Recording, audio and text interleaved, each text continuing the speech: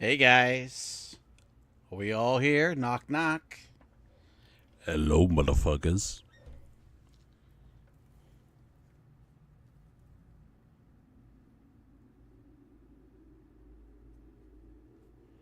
What's crack-a-lacking? Right, that's done. All that's done. We're ready to rock. Got me cookies.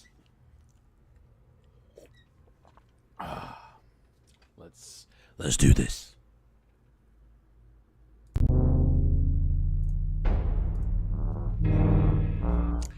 Hello everyone, welcome to another Fighting Fantasy Fun Adventure Day. My name is Adam, and today we're rocking the Bloodbones. We are here. Hey Rhymester, how's it going, mate? How are you? You old cocker. So yeah, I've got a new headset and a new microphone. I don't know if I mentioned that in the last Fighting Fantasy stream. So please let me know how the audio sounds. And well, you makes headphones to you makes no difference. But I've got a separate audio control. I can whack it up and all that. But I just got to make sure that the gate, the noise gate, is properly. So if I talk slowly and silently like this, it doesn't cut out and you can still hear me. But this thing picks up everything. Like, you can hear everything. I think I talked about it in the last Fighting Fantasy stream, so I don't know. Anyway, Spell Singer's in the house. How's it going, mates? Who's ready to wash their... Hang on, I've got something covering the chat here. Who's ready to wash their buckles? Honestly, this book, right? I've been doing research on this book because there's a bit of confusion between this and Eye of the Dragon. But people think Eye of the Dragon came out first, or was meant to come out first. And I've looked up online, and it says here, Bloodbones single player role book by Jonathan Green, yada yada yada. It's notorious for being the lost Fighting Fantasy book when it was written during the original Puffin run, but not published until 2006, and it would have been number 60th in the series, in the original Puffin series, had it been published at the time, and is the 26th in the Wizard series. So this is number 60. This is the next book after Curse of the Mummy, and then is Eye of the Dragon, which was ghost written by somebody, I believe, for Ian. I think that's the way it went with that book. But anyway, we're doing this one. Jack is in the house. Yellow, how you doing, mate? How's it going? Guess what, guys? We've got the best here. Look at that. These are fucking gorgeous. Honestly. That's honestly Oreo gingerbread. They taste like Biscoff. They're fucking...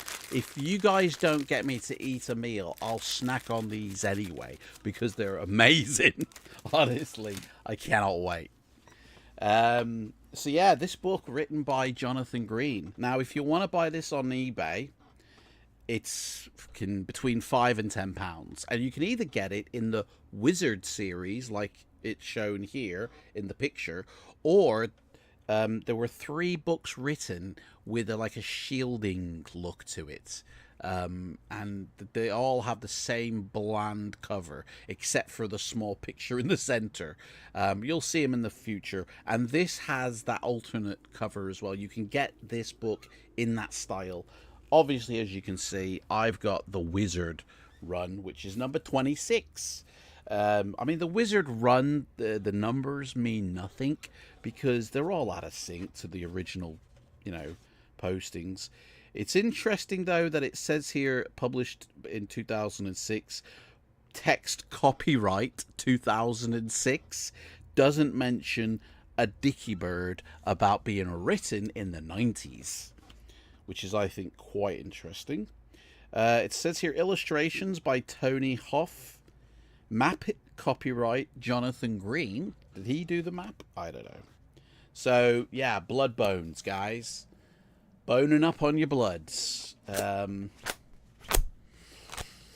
Yeah, smells like a book. It is a book. We love it. Do they crumble in a coffee?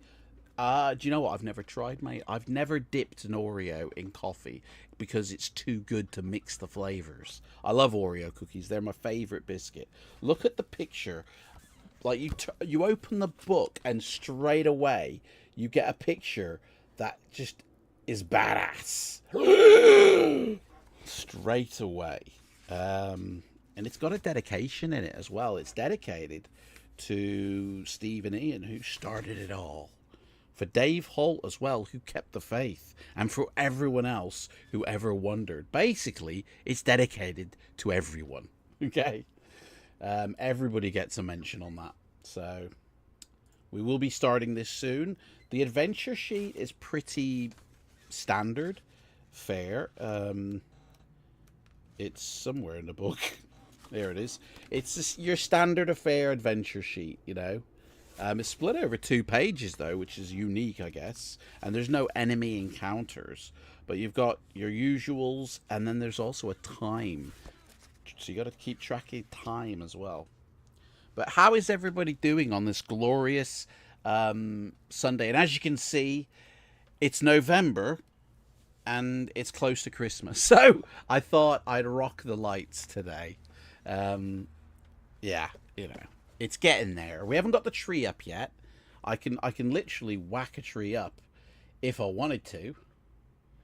Where's the Christmas tree? There would be the Christmas tree. I'll have to sort that out for when I actually do it. But yeah, closer to Christmas, we will be rocking Christmas decorations. I'll probably have a Christmas hat on or something. And the last live stream for us this year is December the 21st.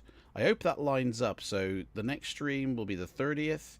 Oh no, at some point we're gonna have to do, so the next stream is on the 30th of November, and then we either have to do a stream on the 7th or stick to the 14th and then do the 21st. I think I might do that. Stick to the 14th. So it'd be 30th, 14th, and then an extra one on the 21st. And that's the final stream of the year. I won't be streaming after Christmas before New Year's. That will be it. Done. You know? So, yeah. Bloodbones lives. Did he die? Did he get killed or something? I truly like the cover of this. In fact, where is that book I had? I did a moving cover to this. Where did I put it? Hang on. Let me have a look here. When I did like a version of this cover where it was all moving. Where did I put it?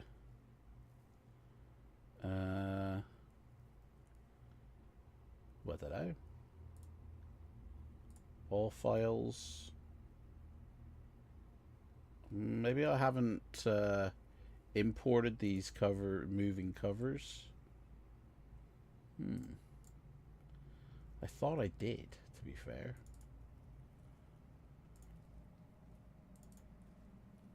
No. Weird. I thought I put all my Fighting Fantasy stuff in this. So there's the House of Hell one, and there is the Dead of Night. But where is... well, anyway. Lost to time, I guess. You'll never get to see it. Sorry. Shouldn't have mentioned it. Anyway. Says here special edition in the corner. What's so special about this book? Why is it special edition? So, the rules are at the front of the book, which is unique for the Wizard series, because they put all that shit at the back. Oh, there is a monster encounter page. It's at the back of the book. That's mad. In fact, you get bloody 3 pages of monster encounters. Man.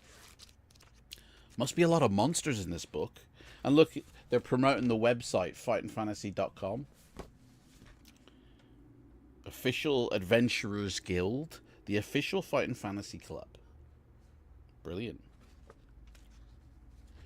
There is a map as well that comes with it. Port of Crabs. I got crabs, guys. In the Port of Crabs, everyone's a suspect, you know. So yeah, normal skill, stamina, luck. Rolling for that, which we'll do in a sec. Are we big dice or little dice, guys? Let me know. Looking through the rest of it, it doesn't actually say much in terms of what else you get. You start your... Hang on. You start the game without any meals whatsoever. So, thanks, Jonathan, for that. But during your adventure, you'll be able to obtain meals. You can buy them. Do you get any money, then? Do you start any money? Doesn't... Yeah, what's that? Bloody bogey? How did that get there? And time, so there is a time track. It says during the first part of your adventure, it is very important that you keep track of the passage of time. At various points, you will be told to add 1 or more hours to the total time you have taken so far on your adventure. This should be recorded in the time elapsed box on your adventure sheet. Also, I just want... Hey up, what's going on? Sorry, my banking app has just alerted me. It's like, what, has money gone out of my account or something? Oh, refer a friend. Like, they're just promoting themselves. Mate, I thought someone's trying to swindle me then. Oh, there's another one of these. Where are all these? I get all these, like, gunky... Oh, it's off my mouse. They're not bogeys. It's off my mouse. My mouse has got all this weird stuff. Because it's the rubber on the side is coming off, and the glue underneath is just like coming out, and it's all blah, blah, blah, blah, like, you know. And oh yeah, I'll have to get a new mouse, I guess. Yeah, so that's what it was. It wasn't a bogey, sorry. It's a rabid mouse. Yeah. Oh, wait, it does. We do get some money, guys. It says you begin your adventure carrying a sword, a lantern, a tinder box. So we got a little tinder box, and we've got a sword. We're all you know, good. And gold pieces. Roll 2 dice and add 12. What are we? Are we going to be big dice? Right. Okay. Let's get the dice on the go. It says roll 2 dice and add 12, and that's how much money you start with. 9. So that's 21 in it. Is that my maths correct on that one? We have 21 gold pieces. I think. 12 and 9.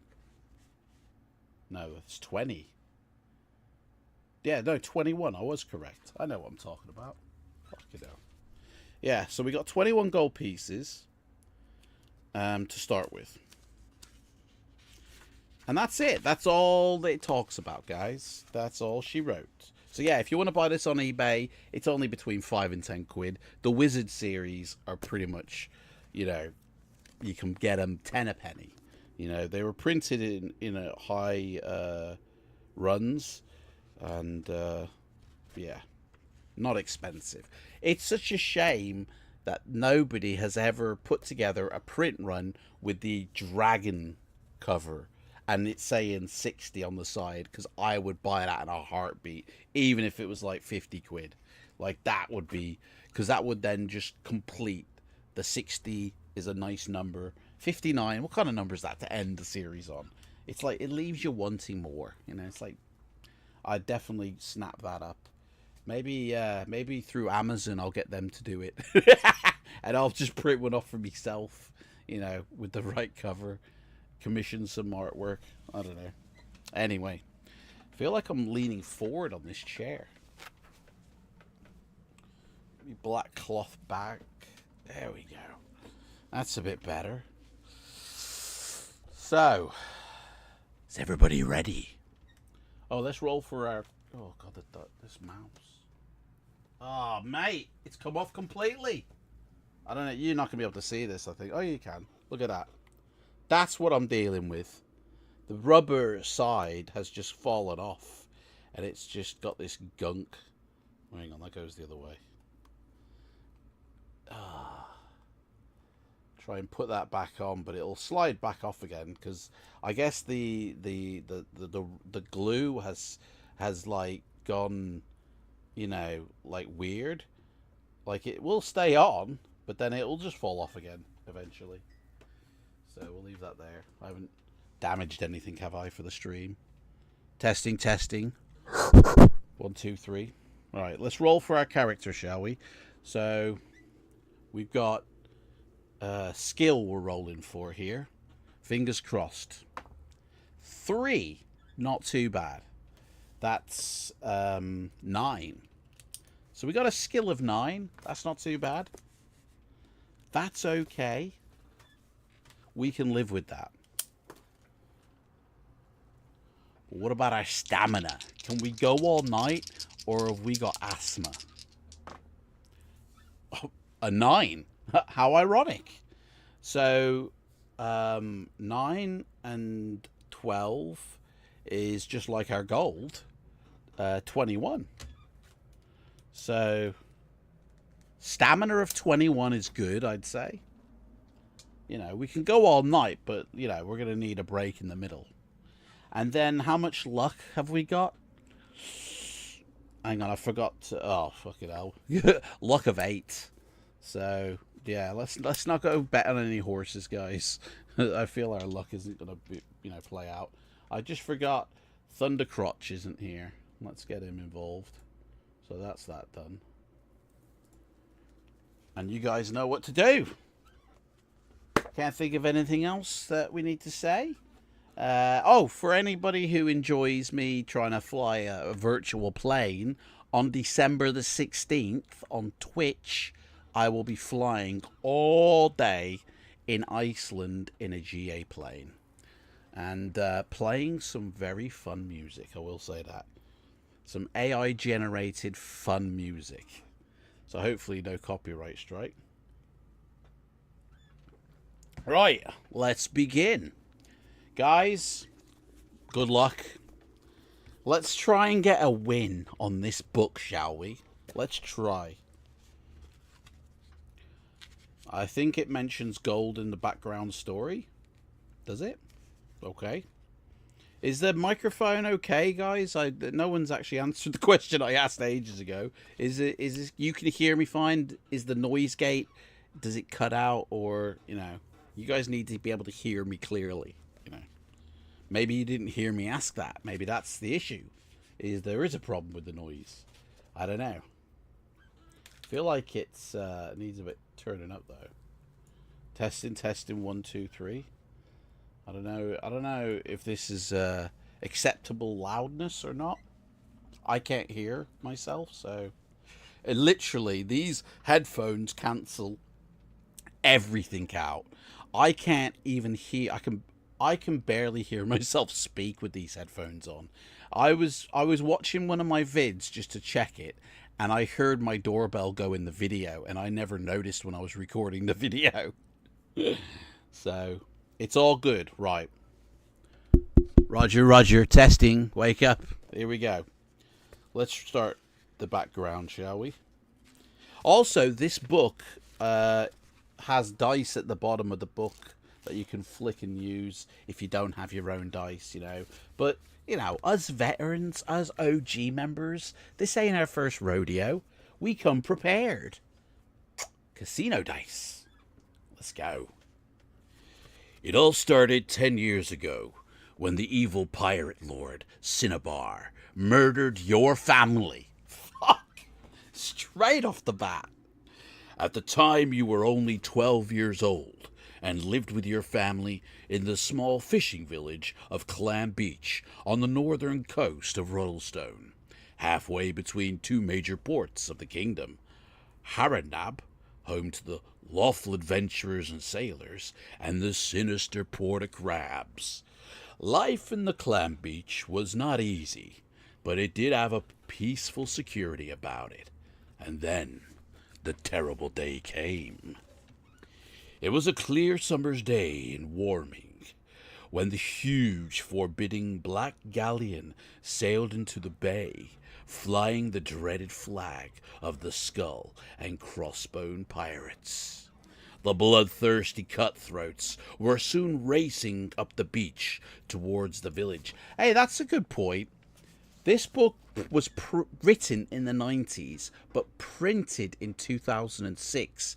Pirates of the Caribbean, I think, came out in like 2001 or 2003. I can't remember which one.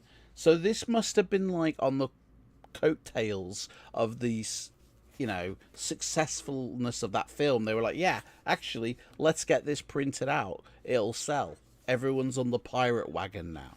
But it was obviously written before that film was even made. Or was it 1999? I can't remember when did Pirates of the Caribbean came out. But, surely, I feel like this is basically Pirates of the Caribbean, isn't it? The cover, literally, is that story, isn't it? Look at that. Where's all the rum gone, matey? The bloodthirsty cutthroats were soon racing up the beach towards the village. The fighting was swift and bloody. Soon most of the menfolk of Clam Beach had been killed. Your father and 2 brothers dying whilst trying to defend the village. In the end, the village elders had no choice but to surrender to the marauding raiders and open the village's meager treasure coffers. We've only got 5 gold pieces in between us all. The cruel pirate captain came ashore from his ship to collect the booty himself. Oh yeah. Was it 2003? Cheers, Rhymester, mate. The sight of him filled you with awe and fear. The pirate was a tall, handsome man. Ooh. With a neatly trimmed, pointed black beard and his hair tied back in a ponytail. The dude was rocking a ponytail. Ha ha! Cutthroat pirate. Hello. Ponytail at the back. He was dressed in the clothes of a nobleman, with a fine scarlet coat trimmed with gold braid and wearing a large tricorn hat. Is that, oh yeah, tricorn, like the classic pirate hat. At his waist hung a gleaming cutlass, and you could not help noticing that on the back of his right hand was tattooed the image of a grinning black skull. This dude sounds badass, When the raiders had finally gone, filled with the feelings of hatred for those who had been murdered your family, you asked Ragai, hello, I'm Ragai, the village soothsayer, who the pirate captain was. Who the pirate captain was? He was the village soothsayer. Huh? That villain is one of the most evil men ever to sail the 12 seas of Titan, was his vehement reply. And he is one of the most feared pirate lords of our age, a creature without remorse, a murderer, and a follower of the bloodthirsty voodoo death god Quasicari, whose mark is the black skull. His name is Cinnabar. But because of the terrible atrocities he commits, he is also known as Bloodbones. At least that's what his mail says when it's delivered to him. From the moment you vowed that one day you would have your revenge on the evil Cinnabar. Your mother became ill soon after that dreadful day, and 3 years later she died. On your 16th birthday, you left Clam Beach and made your way to Harabnab, gaining the position of cabin boy on a ship traveling to the distant continent of Alancia. So it is that for the last 6 years you have sailed all across the globe, but you never forgot the promise you made to yourself a decade ago. What is this guy writing our life story? He's telling us this. Like, we know this, mate. We've lived it. What are you doing? Over many voyages, you have tried to learn as much as you can about the rogue captain. You discovered the Cinnabar's galleon, the Virago. is frequently seen sailing in the waters around Nankunu Bay, and that he has a hidden base somewhere close to the port of Crabs. You also gleaned as much information as you could about the notorious city, and so, when you decided that you were at last ready to confront your enemy, and the chance of passage on a merchant ship sailing to the port of Crabs came up, you leapt at the opportunity. Vengeance, you are sure, will soon be yours. Revenge! Revenge of the Pirate. Episode 6, Revenge of the Pirate. The Port of Crabs is haven to every pirate, buccaneer, and freebooter who ply their trade off the coast of the Kingdom of Ruddlestone in the Old World. As you stand on the prow of the merchantman looking towards the land, you can make out the ramshackle jumble of buildings of the infamous city, and the outline, I thought it said the old fort, but it's old fort, that stands above it like some ancient crumbling sentinel. The merchantman bumps against the stone jetty, and you quickly disembark. Not only is the Port of Crabs one of the most dangerous cities in the Old World, but a thick fog is starting to roll in from the sea. It is late afternoon on a chill day in unlocking. I love how they mention the seasons and the months. Are they one of the few books who does that? And the docks are bustling with activity. Standing close to the quayside is a large old stone building, which looks like it could withstand a battering from Haidana, god of the deep. Hanging over its sturdy oak door is a faded sign declaring that this is the Jolly Roger. This seems as good a place as any to begin your search for Cinnabar, so you enter the inn. Hello. The spacious bar inside the Jolly Roger is packed with all manner of scurvy-looking sailors and other lowlifes. The landlord is as big as an ox and has a large anchor tattooed on one arm. No one takes any notice as you enter, so you approach the bar and order a tankard of ale. Deduct 1 gold piece from your sheet. They're spending our money. So now we're down to 20 gold pieces. Maybe that's why. That's so weird. They spend your money before you get a chance to. You decide to question the landlord about Cinnabar first. Oh, do we, mate? How about you give us a choice if we want to? You know? Hang on, I feel like this has gone weird. Let me just check the camera settings here. I did turn off something, but no, it's still off. Don't know. I feel like it's a bit... Yeah, anyway. It's because it's 30 FPS, that's why. Fuck. Should have set it for 60. Anyway.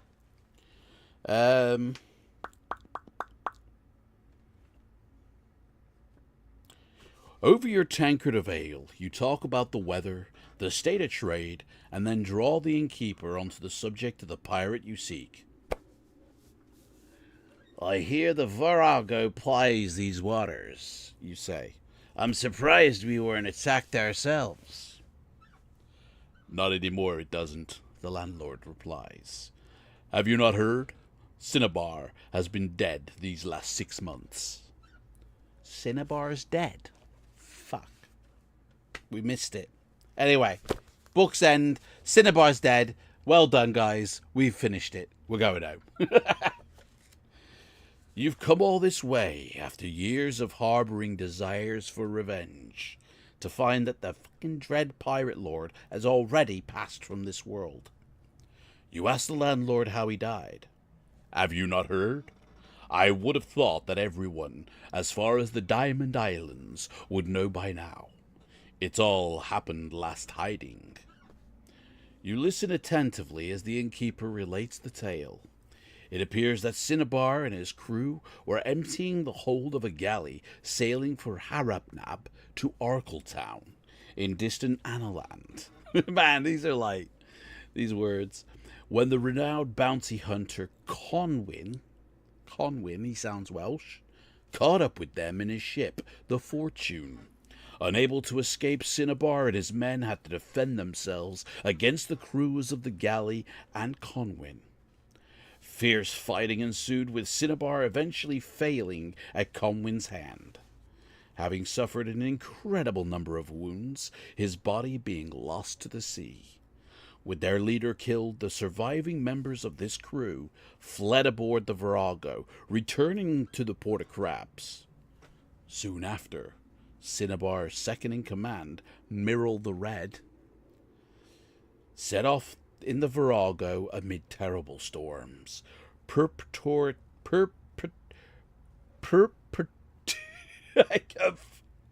Return to 400. Purportedly, you know what word I'm trying to say. I don't know why I can't say it. To recover her captain's her. Hey, Mirrol's a woman. Many now believe that the pirates' lord's galleon sank, as it has not. Oh, that's the landlord speaking. Sorry, not the. I thought that was Mirrol the Red. Sorry. Why is she called Mirrol the Red on the blob? Many now believe that the pirate lord's galleon sank, as it has not been seen since, the landlord says, concluding his story. You thank him for his help, and in a bewildered daze, you make to leave the inn. You console yourself with the thought that at least the murderer of your family has at last been brought to justice. As you leave the Jolly Roger, you feel someone pulling at your jerkin. All right, mate, easy. Turning around, you discover that an old drunk, slumped at a table by himself, is the one trying to attract your attention. Well, you know, if the shoe fits, innit? Just because he's dead doesn't mean he's at rest, mutters the drunk, curious about the drunk's words. You sit down opposite the old man and ask him what he means. What the do you mean, mate? Let's just say he don't want to go believing everything you hear. But I know what's going on. Oh yes, old Dreg knows. Dreg. His name's Dreg. The dregs of Dreg. Cinnabar isn't dead. See? Really? And he's coming back in a sequel coming out next summer. The old man says in a harsh whisper. Intrigued, you press Dreg to tell you more, but he suddenly becomes serious and looks around the bar room uneasily. Not here. Meet me outside in 10 minutes. In the alleyway, mate. You nod in agreement and leave the Jolly Roger. Tendrils of fog are now swirling around the boats in the harbor and oozing along the streets of the town. When the 10 minutes are up, you quickly return to the Jolly Roger and sneak down the side alley next to it. In the mist and shadows at the end of the narrow alleyway, you can make out 3 figures standing over a 4th, cowering on the ground at their feet. Wasting no time, you draw your sword and dash towards them. Hearing your approach, the 3 pirates turn to face you. The burly characters are ugly, scared rogues, and the biggest of them, who is easily wielding a heavy wooden club in one hand and holding a bullwhip in the other, looks as if he's some ogre blood in his lineage. At the pirate's feet lies Dreg, beaten, bruised, and only just barely conscious. Here's the snooper, growls the half-ogre. You're no match for us. By the time we've finished with you, you'll be feeding the shrimps. Or rather, the shrimps will be feeding you. The 2 other pirates burst into coarse laughter at their companion's joke. You're fish bait, mate.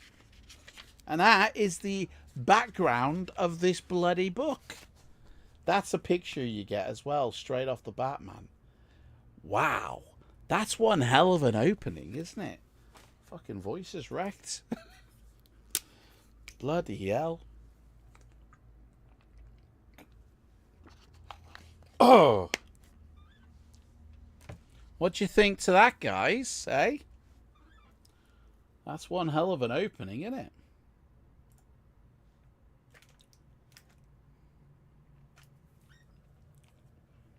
Oh, what's the delay here? What? Oh, I can't. I don't know. Can't tell. There's like a 4-second delay, I think. I don't know. I didn't check it before we started. Right, so that's basically the opening of the book, guys. So let's start, shall we? Still laughing, the ruffians advance towards you.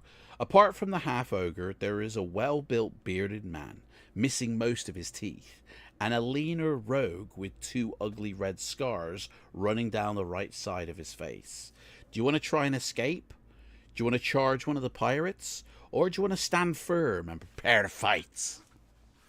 I mean, charge one of the pirates, isn't that starting a fight? Kind of the same thing, isn't it? What's our stats? We've got a skill of 9, a stamina of 21, and a luck of 8. I suggest you write them down. You know, keep track, so then you know where we are. Cave their heads in. Charge at them. So charge one of the pirates, Spellsinger says. Okay. Let's see what happens then. The pirates are not expecting this reaction from you, and you're able to wound one of the rogues before they even know what's going on. Fight them both at the same time. Again, I don't know how they think we can fight 2 people at once, but each of them has a skill of 6. And one has a stamina of 5, one has a stamina of 7. So we're going to do the alternate fighting. So we'll fight one for 1 round, and we'll fight the other one for the other round. And we'll just keep swapping rounds until some of them's dead. You know? So we're the big dice. We have a skill of 9. The first pirate's got a skill of 6, so they're going to have to remove 3 from their dice roll. So this could be an easy win, I reckon. Boom! 11. And they rolled a 6, which becomes a 3. So he's dead straight off the bat. Man, that was an easy one. Let's have another one of those rolls. So now we're fighting the second pirate. Skill of 6, stamina of 7. He also has to lose 3 off his dice roll.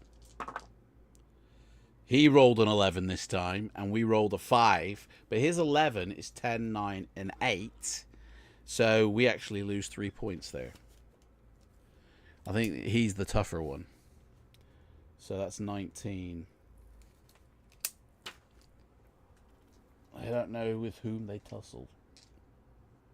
Hey, do you know who you're messing with here, pal? I am an adventurer. You not heard of me? So he rolled a 7, which becomes a 4. We rolled a 6, so he loses 3 points.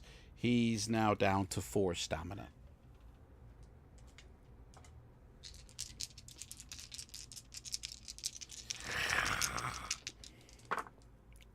Boom! I think he's done there. He's got a 2. We've got a 10. He's dead. If you win, the half-ogre steps forward to fight you. Fucking the half-ogre now. Do you want to face off this opponent, or do you want to run? Guys, shall we fight or flee? What do you reckon? Damn. Half-ogre time. Let me turn the dungeon down a bit, because they always try and nuke me on that. Fights. Let's face this guy. Let's go for it.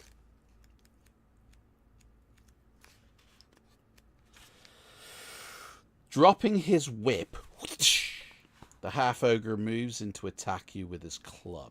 He's got a skill of 8 and a stamina of 9. And it says if the half-ogre wins 1 attack round, you have to roll a die, and there's a special modifier there. So, and it means that you spend the next round of combat getting back up, so you must reduce your attack strength by 2 points. So basically, we can't let him win one. Because if he does, we're in a world of pain. So he has to minus 1 off his dice roll.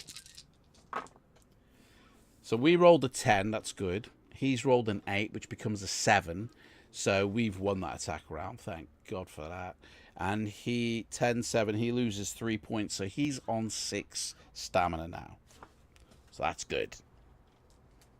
Let's keep it like that, guys. Yeah, let's keep it like that. I mean, I say this like you guys have any influence over the dice right now, but you know, yeah. Let's keep it optimism high. Ooh, shit.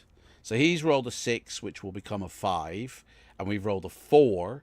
So we lose 1 stamina point straight off the bat. And now he's won an attack round, so we have to roll a special die. Why do we have to roll this? I hear no one ask. It says, on a roll of 6, the blow from his club knocks you off your feet. So if we roll a 6, then we've been hit by his club. And that is going to affect the next round. If we roll 1 to 5, it doesn't affect the next round. So that's actually not too bad. But sod's law, we get a fucking 6. So we, for this next round, we have a skill of 7, basically, is what it means. So we have to -1 off our dice roll now. Fuck. But it's only for this round, you know. We've been fighting, you know, and, you know, he's caught us with his club. It's knocked us to the ground, and then he's come after us for another beating. And as we're getting up, we're not, like, you know, as strong as we should be. So, shit, innit? Right, so we've got a -2, which means we have a 3.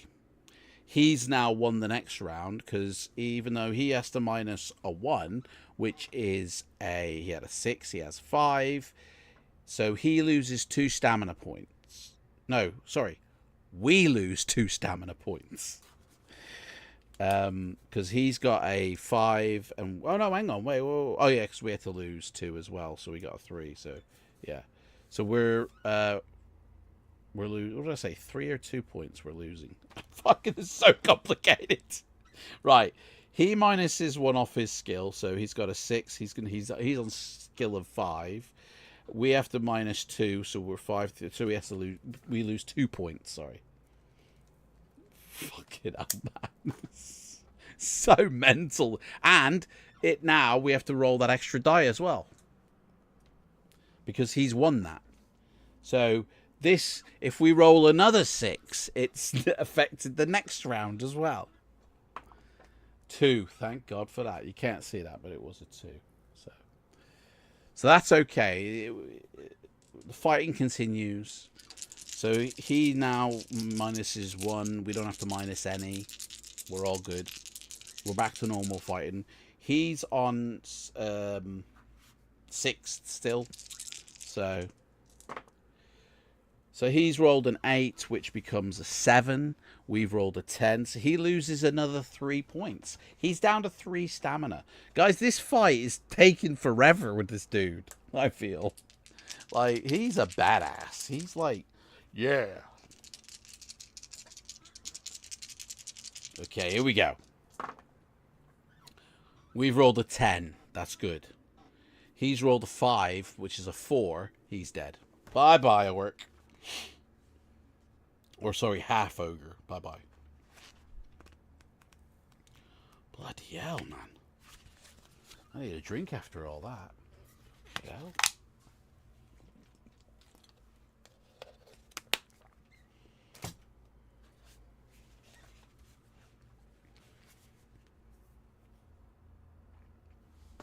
The last of the pirates falls. The last of the pirates falls. That doesn't make sense. It should say the last of the pirates fall. And with some relief, you sheath your sword. Whew. It looks as if the pirates have beaten Dreg within an inch of his life, and he is failing fast. Quick, get that crash cart. Clear! Let's get him back to life, man. You do your best to make the old man comfortable, and he opens his eyes. Thanks, stranger. He gasps. But I'm a goner now. I'm up to something, you know. You ask him, what the fuck are you going on about, mate? Cinnabar's crew. The pirates of the Black Skull. Looking at the hands of Dreg's assailants, you see that each bears that tattoo of a grinning black skull. How does a skull grin? It hasn't got any lips or muscles attached to it.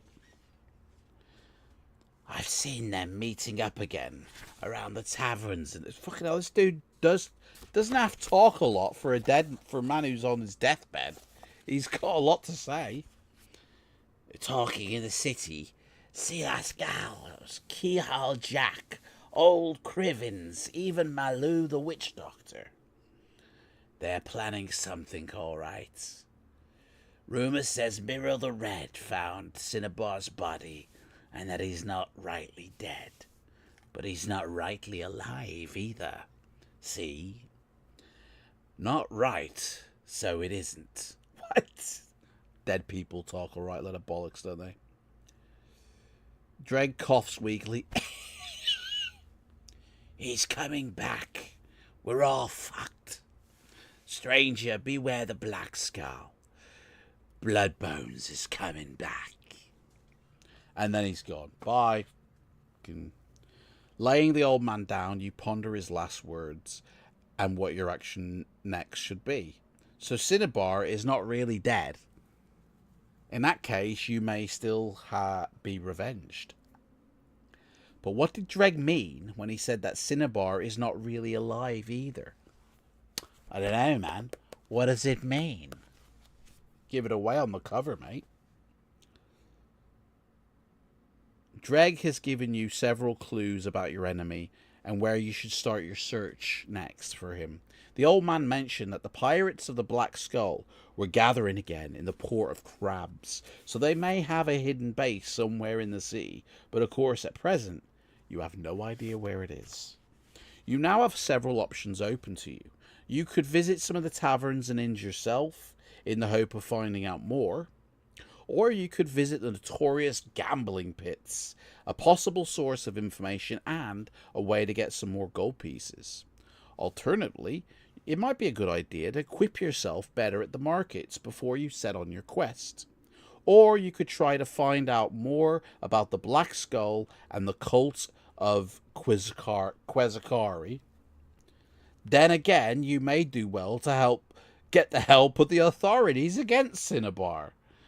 Although Governor Montargo has certainly allowed the port to remain a safe haven for buccaneers and freebooters, of course you could abandon your search for further information and instead look for the pirates' hidden base. Guys, you've got 6 options open to you. Fucking hell. Gambling pits. Spellsinger said, let's go lose our money. Okay. Gambling pits. Let's go. Or, I mean, my other suggestion is, well, you could just forget about it and live your life, you know, and stop focusing on revenge. You know, go find some hot toddy and settle down with the kids. Cinnabar ain't gonna, you know, rock up and come after you. Oh, I remember I killed your parents. I'm coming after you now, mate. It's like, mate, I've got wife and kids. I don't care about you dead ass. Get back to sea. You know, like, right. The gambling pits, they lie within the area of the city known as the Claws. We need a city, man. We need like a town. We need to rock. It's not even playing. There we go. Bro, you can't even hear that. Can you? I think you can hear that. So yeah, we're in the city, guys. The poorest and most dangerous part of town. The pits themselves are housed in a vast stone building with a large iron-studded oak door. The entrance is flanked by 2 troll guards. As you walk past them and through the door, they give you a curiously glance, and one says roughly, "Remember, no fighting." Inside the gambling pits lie under a thick cloud of pipeweed smoke and are packed with the unsavory and roguish clientele you would expect. Mingling with the crowds, you check out the different games that are on offer. After a brief look around, you discover 3 that interest you. Which will you investigate further? The Arrow of Providence, Calabrucius's Calculator, or the Amazing Armino. Alright? Those are your 3 options. Or you could just leave the gambling pits. Which shall we do, guys? Shall we go and check out the Arrow of Providence, Calabrius's Calculator, or the Amazing Armano? Check out the calculator. Twerp. Alright, let's go calculate. I feel like we're gonna lose our money here. But let's have some optimism. Let's go. The calculator is a large mechanical contraption made up of countless cogs, levers, and crankshafts. The main feature of the machine, however, is a large panel with 5 windows in it, behind which are 5 drums with numbers embossed on them. Standing next to the calculating device is its operator, a wizardry-looking man who you assume is Calabrus. Step up, step up! Who will accept the challenge of Calabrus' calculator? Only 2 gold pieces and you could win 10. The man calls out.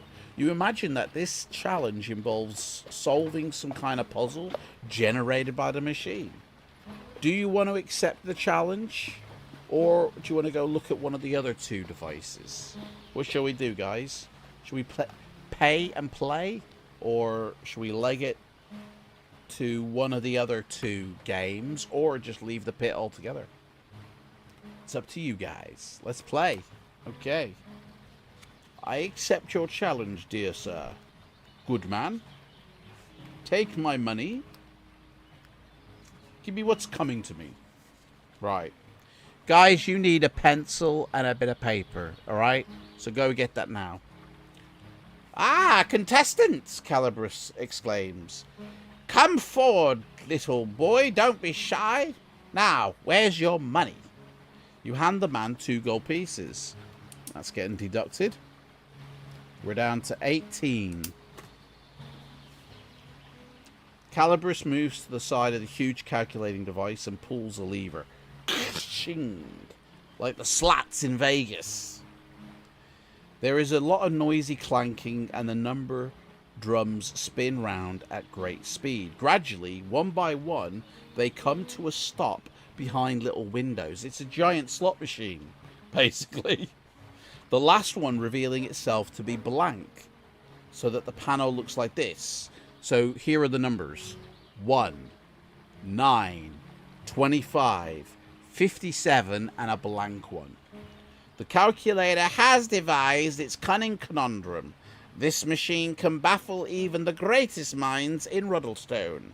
Can you work out what the next number will be?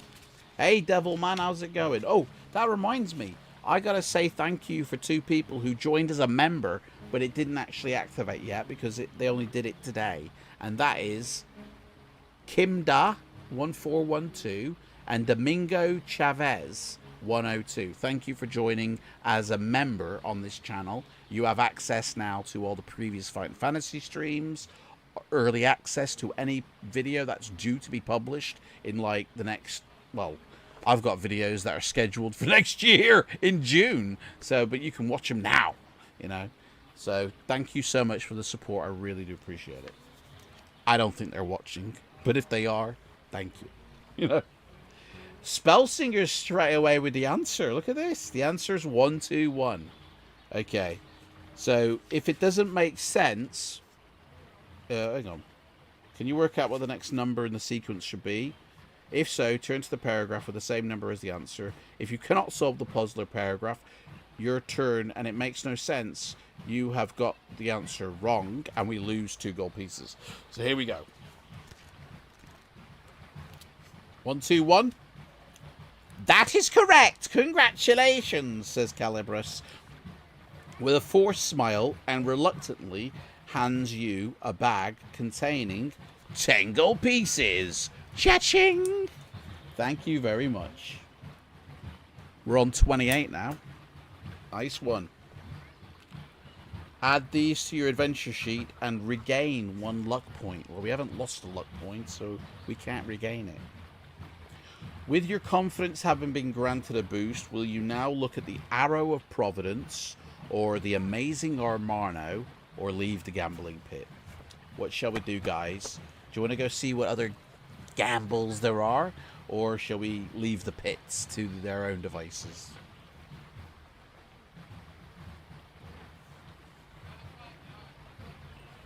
How's it going, Devil Man? Welcome in.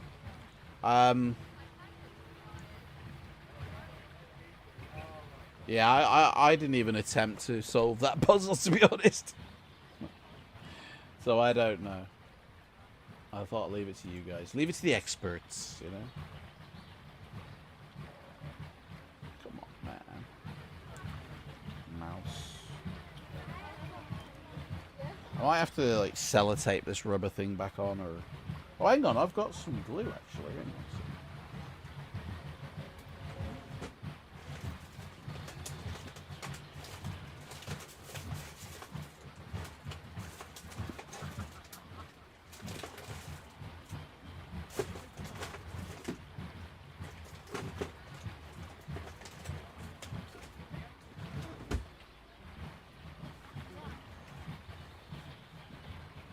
I got some glue somewhere.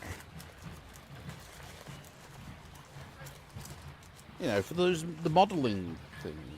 Sure. I got some glue. I don't know where it is though.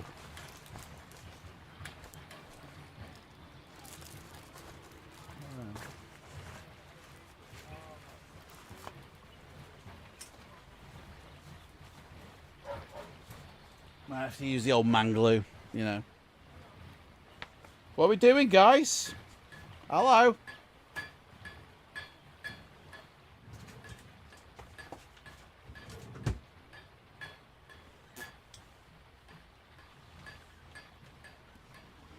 Don't know.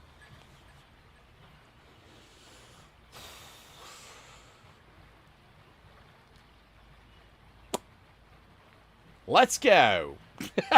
Let's go. Where? I'm good, thanks, Adam. I vote for the wheel next. The wheel? The fuck does that mean? The Arrow of Providence, visit the Amazing Armano, or leave the gambling pits. Where's the wheel in any one of those three, mate? Please tell me. What was the options? Well, I've only read them out 3 times, guys. Come on. Wakey, wakey. Hello. Come on. Leave. Spellsinger says leave. Well, we've got the money we need. Let's not take our chances anymore. Right. Pushing through the bustling hordes of gamblers, you suddenly feel something pushed into your hand. Quickly looking around you, you think that you see an old woman hurrying away, but she is soon lost in the crowds. You have been given a sealed envelope. You wait until you're outside before breaking the wax seal and opening the envelope. Inside is a letter and an iron key. Ooh, better note that down then. The letter reads, if you are determined to defeat the pirates of the Black Skull, go to room 101 at the Silent Donkey. A friend.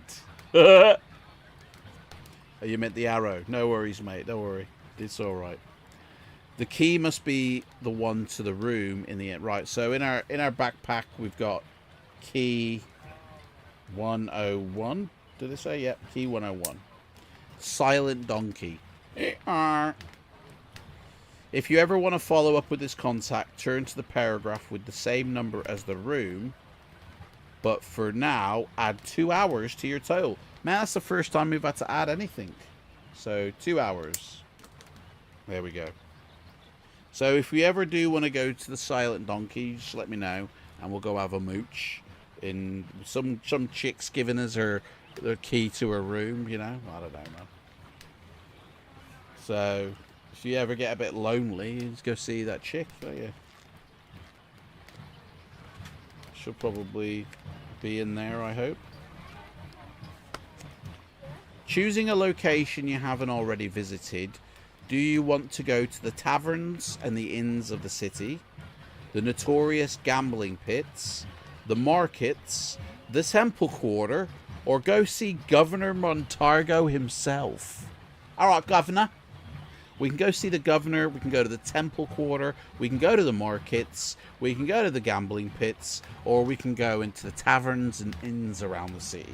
What shall we do? Head for the markets. Okay. How much does she charge an hour? I've no idea, mate. I mean, she never left a business card. She just said, here's my key. We're straight away in there with the key. Not even an invitation business card. No, she knows. We're in. I don't think she's going to charge us, mate. She's giving us a key. Right, we're going to the markets, yeah? Let's go spend some money. The port's sprawling markets lie within the merchant quarter, which runs from Farthing Lane to Moneylender Street. You have two possible options now. Either you can look for practical equipment around the markets. That's option one. Or you can visit the Port of Crabs' lively bazaar with its more exotic and expensive wares. So, do you want to go to practical equipment or the weird shit? What do you want to do? It's weird shit or practical, basically.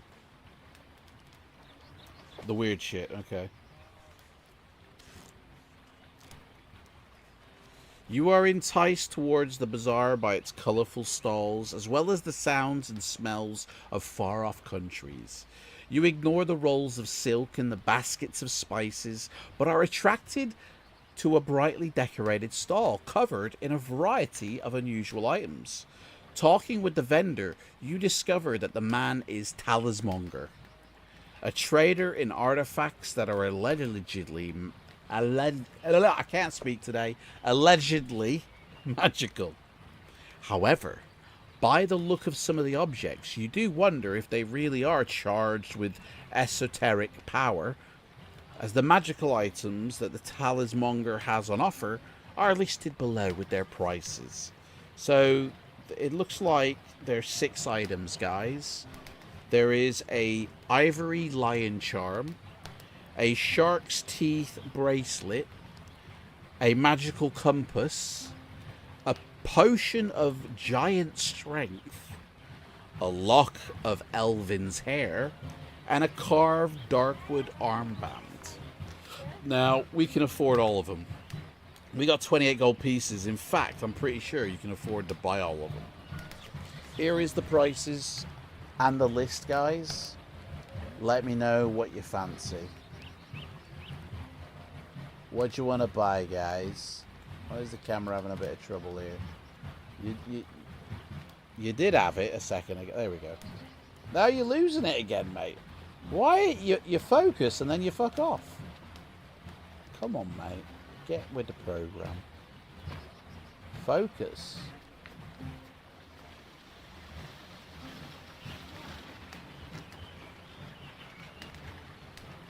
I don't get it, man. It focuses and then it just goes blurry again. There we go. That's your choices there, guys. What shall we do, guys? Oh, balls to that. Magic campus that doesn't point west. Hey? The fuck's a magic campus?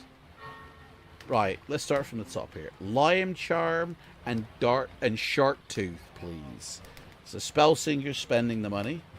Right, so we've only got 5 places. Sorry, 6 spaces in our backpack. So that's one for everything, really, isn't it?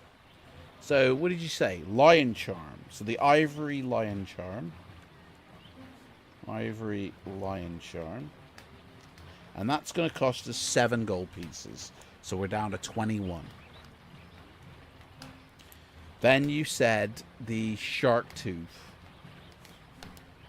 So shark teeth bracelet. Honestly, that sounds weird. That's 5 gold pieces. So we're down to 15. 16, 17, 18, 19, 20. Sorry, 16. We're down to 16 gold pieces now. And then somebody wanted a magic compass. Right.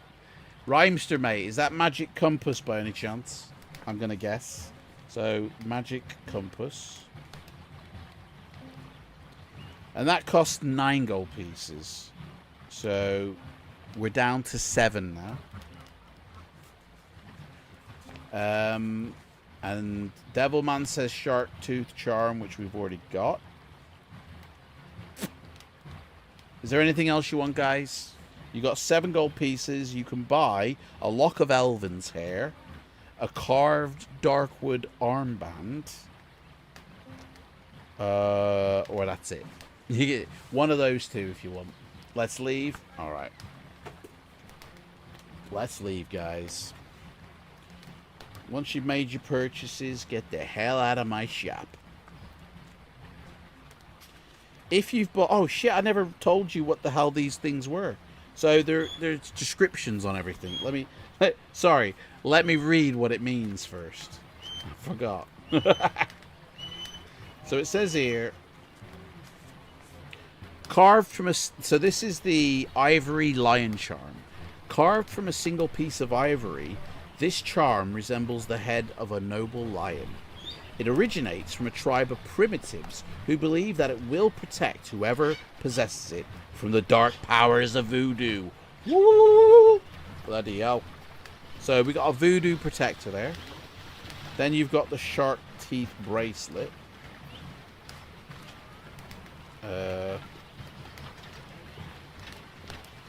The shark teeth bracelet. The bracelet is made from leather, embedded with the razor-sharp teeth of a shark. Fucking, that's exactly what Johnny Depp wears on his wrist in Pirates of the Caribbean. 38 in total, which all point outwards. It is an unusual item which at the moment does not seem to exhibit any magical potential. It just looks fucking cool, you know? But it may prove useful, eh? May prove useful. That sounds like it will become useful. And then we've got the magic compass. The talismonger tells you that the lodestone inside the compass is attracted to large deposits of gold. Oh yeah! Point us towards the gold. A must for any would-be treasure hunter. It is only after you've handed over your money that you wonder why the talismonger hasn't used the compass himself to make his fortune. Maybe he has, but he just likes the game, the trade of the game, like, or the game of the trade. Maybe he's loaded. That's where he gets all this weird shit from. He's a right Del boy, buying and selling on the markets, you know, spending millions to make millions. Who knows? Jack Sparrow had a magic compass that didn't point west. Yes, honestly, this is just a rip. They rewrote this for bloody part. I reckon that bloody it was written in the 90s story was absolute bollocks to hide the plagiarism, basically. The Lost Book that was written just before the film. Yeah, whatever. Right, if you bought the Ivory Lion Charm, which we did, turn to this page instead. If you're worried about voodoo, you should go and see Madame Galbo, says the talismonger, and tells you how to find her cottage in Mandrag's Lane. If in the future you're given a chance to visit Madame Galbo, you may do so by turning to page 100. We're gonna Madame Galbo. That's another one we can go check out. The Keys 101, Madame Galbo is 100. Oh, yeah. But for now, you can either look for more practical shit or leave. Well, we said we were going to leave the... So, yeah. That was what we were doing. We were in the middle of leaving. So, let's leave. Oh, hello. There's a naked chick on this page. Well, she's not fully naked, but tribeswoman chick, guys. I don't think this relates to us, by the way. But I just thought I'll show you. Oh, hello. Hey there, big boy. I mean, that's like voodoo, isn't it? Add 1 hour to your time.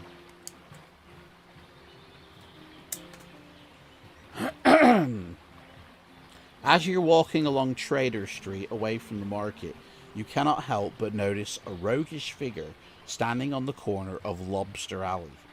The man is gaunt and scrawny in his later years, and with several days' growth of stubble. He has an eye patch and a wooden stump for a leg, and beneath his right knee he wears... hang on. A wooden stump for a leg beneath his right knee, and wears a long coat and tricorn hat. Sounds like a pirate to me.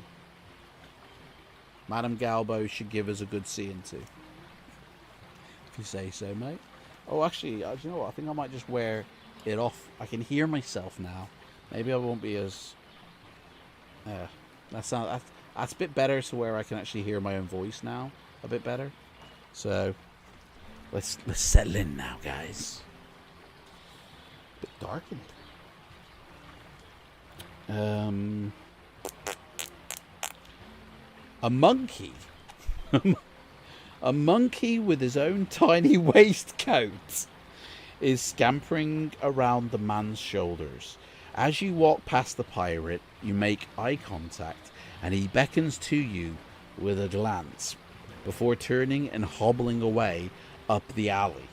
So he goes, "Come here," and then he fucks off.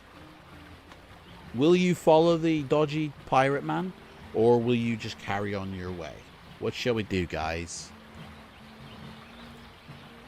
Should we follow Pirate Boy, or should we just go, yeah, we're all right, mate? Can we buy her? Can we? Well, we haven't. When we go see Madame Galbo, we'll see what's up. Follow him. This has got to be dangerous.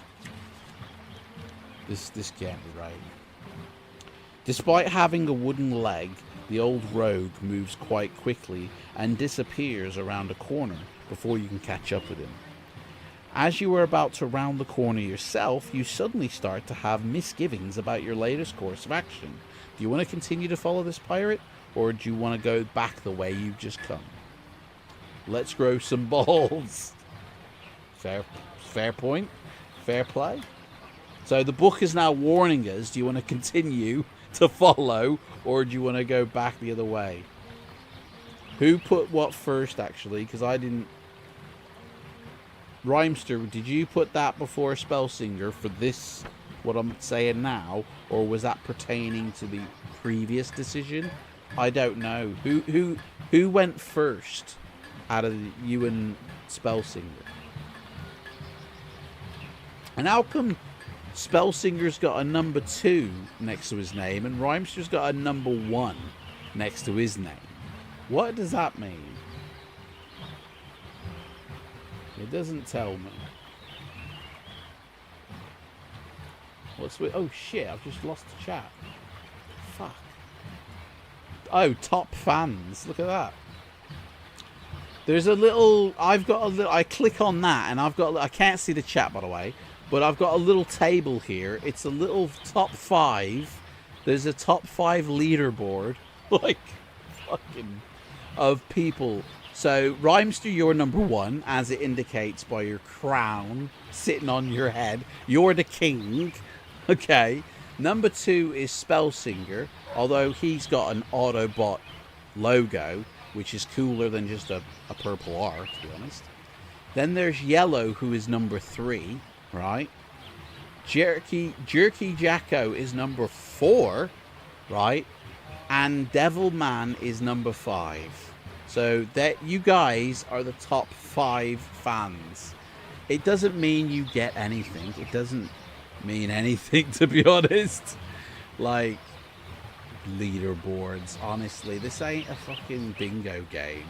Like, I've never understood streamers who put leaderboards up of the top donators. Here's the people who have sent me the most money. Like, or the top fans of interaction. It's like, it ain't a competition to be a fan of somebody. Do you know what I mean? It's not like, hey, you're not a very good viewer because you're not in the leaderboard, mate. Like, I don't bother with that shit. Like, honestly, it's like it makes it feel like it's the races betting or a bingo game when there's a leaderboard stacked with names. I don't bother with that shit. Do you know what I mean? Anyway, right. So let me see. So Rhymes just said, "Let's grow some balls and follow," and then Spellsinger said, "Go back the other way." I don't know who went first. Rhymester has come back and said, "Go to the pirate." So keep following him. And now Devilman is going on about where to be mugged, I reckon. Or we're about to be mugged. And then Spellsinger says the numbers are the XP. No, the numbers are your position in the leaderboard, mate. Spellsinger's first. I'm the number one. No, it tells me your XP, by the way. So, I mean, fucking again, XP, guy, experience points. What does that mean on YouTube? So, Rhymester's got 150 XP, right? Like this is a video game, right? Spellsinger's got 150 XP. So, actually, if anything, you're both level. Why is Rhymester above Spellsinger when you both have the exact same XP? Yellow has 100 XP, so he's not as good a fan of this channel. Jerky Jacko's only got 75 XP, so he's even worse. But he's also level with Devilman 88, so why are they split 4 and 5 when really there's only 3 positions here? There's 150, 175. This is just pure bollocks, man. A place for... So YouTube is explaining it to me now. A place for fans to stand out in the community. I'm the best, guys! You get 3 special badges in live chat. It resets every single stream. So you can always try again. So I think right, okay. So this is per stream. This isn't for the channel. This is just for this chat. And you need to... You need, guys, you need to do this. You know, you need to collect experience points. And here's how you can. You just put messages in, live messages, or send super chats, or super stickers.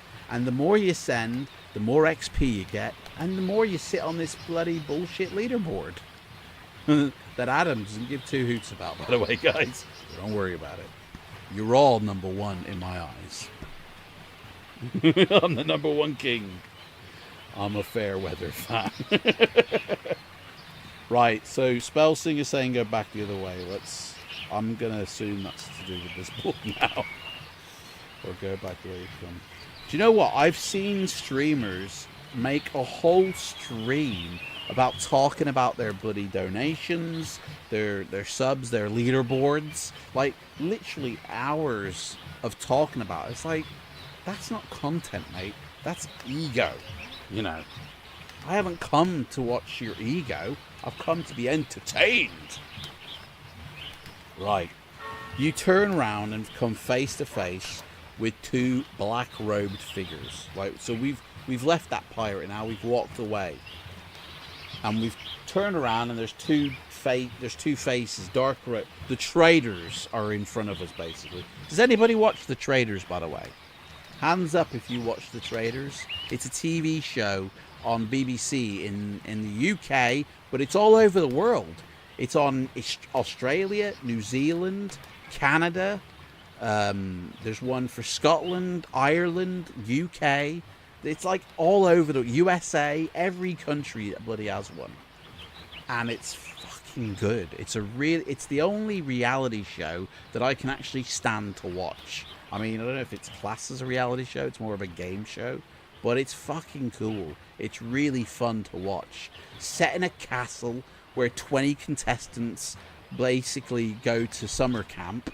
And 3 will get selected to become a trader, who then has to go on to murder the others, who are called faithfuls, who then have to decide who these traders are. Of course, everybody's lying and fucking, I'm, not this person's mother or son or whatever.